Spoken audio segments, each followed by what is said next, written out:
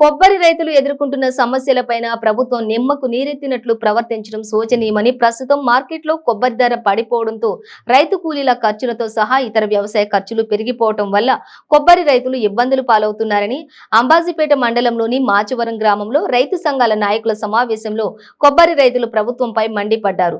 గిట్టుబాటు ధర కల్పించడంలో ప్రభుత్వాలు విఫలం కావడంతో కొబ్బరి రైతులకు ఆత్మహత్యలే శరణ్యమని ఆరోపించారు.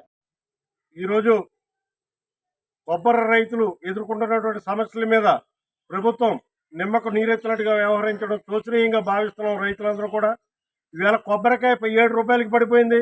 దానికి ఖర్చులేమో సుమారు 3-3.5 రూపాయలు అయిపోతుంది. దానికి ప్రత్యామ్నాయంగా గవర్నమెంట్ ఆదుకోకపోతే రైతులు ఆత్మహత్యలు చేసుకునే పరిస్థితులు దాపరించకుండా ప్రభుత్వాలు ఆదుకోవాలని మేము కోరుకుంటున్నాం. ఈవేళ కూలి పనుల ఖర్చులు విపరీతంగా పెరిగిపోయినాయి.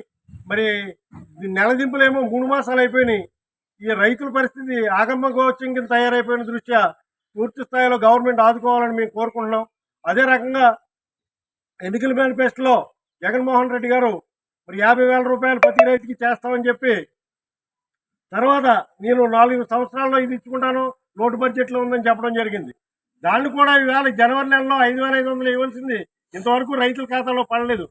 దాన్ని కూడా తక్షణం రిలీజ్ చేసి ఈ రైతులను తక్షణం ఆదుకోవాలని